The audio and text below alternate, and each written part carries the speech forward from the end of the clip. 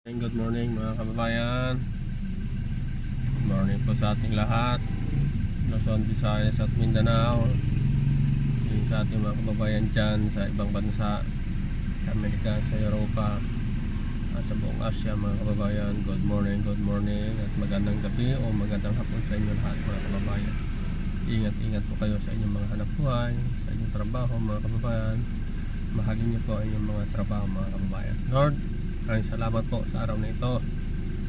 Patuloy mo kami binibigyan ng malakas, binibigyan ng biyaya, binibigyan ng kalakasan mga Panginoon. Maraming salamat po sa iyong patuloy na paggabay at pag-iingat sa araw na ito.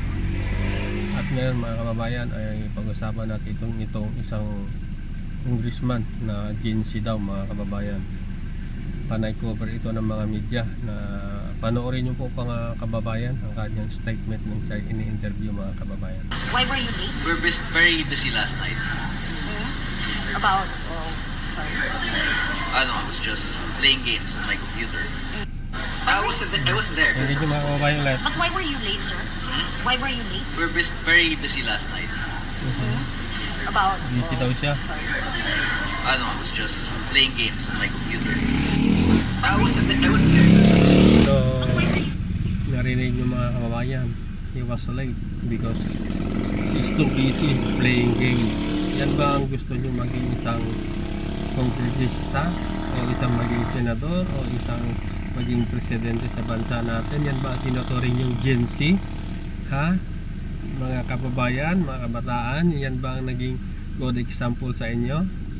Playing games instead of doing work for the government, doing his work papers or kanyang mga assignment sa kongreso. Halata naman sa mukha na bagong gising lang tong taong ito. Dapat ito mga media, huwag niyo masyado bigyan ng pansin itong klaseng tao.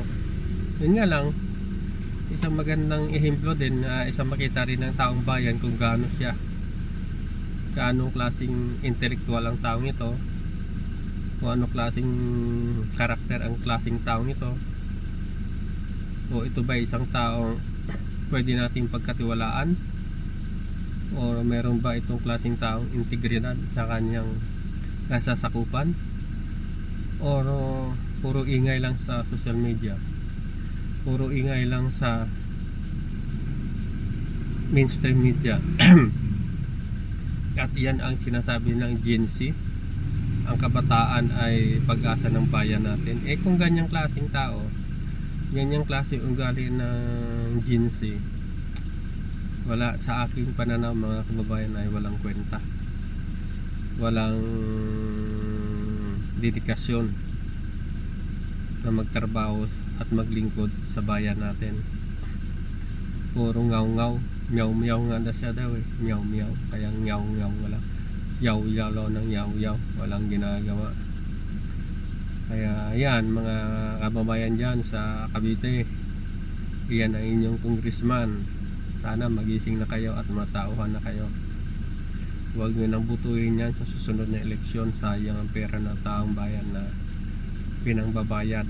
Sayang ang kanyang sahod sa isang buwan na wala man lang ginagawa.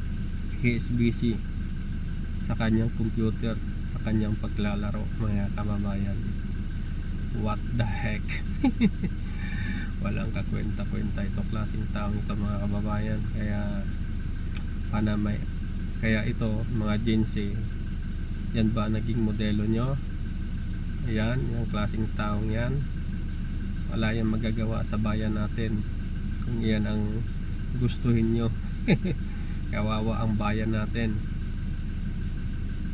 Ang kailangan ng bayan natin ay merong dedikasyon, merong pagmamahal sa bayan natin, merong integridad na mamuno sa bayan natin.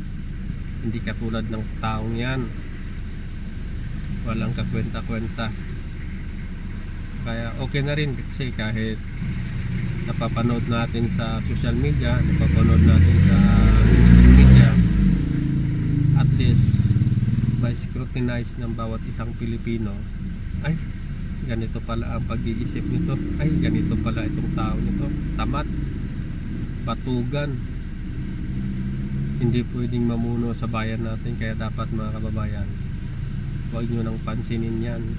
At least alam na ng taong bayan na ganun pala siya. Pakinggan natin ulit mga kababayan. Nakakatuwa at nakakainis at nakakaloko mga kababayan. O sige, pakinggan natin ulit.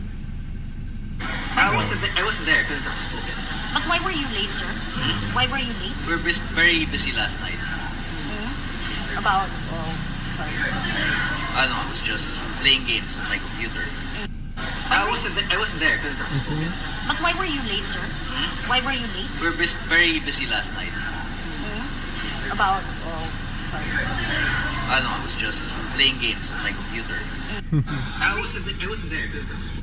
Andun ka pala sa Congress ha, pero busy ka kasi. Kaya wala kang kakwenta-kwenta mga kababayan. Here, busy sa paglalaro. Imbis na pag-aralan kung ano ang dapat gawin sa bansa natin mga kababayan. Kaya gising na kayo mga kababayan. Kaya maraming salamat sa inyo mga kababayan, sa inyong panonood sa ating maliit na munting vlog. Please like and share and comment down below mga kababayan. Kaya yan, ang klaseng tao yan, huwag nyo nang butuhin dyan sa aking ulitin dyan sa Dasma, sa Cavite. Huwag nyo nang butuhin yan ng klaseng tao. Yan ay nagsasaya lang tayo ng pera ng taong bayan mga kababayan. Kaya sige, God bless us all. Ingat po kayo. Tayo po ay maghahanap buhay na naman mga kababayan. Habang waiting pa, wala pa tayong natatanggap na booking. Yan mga kababayan. Sige, bye bye. God bless us all.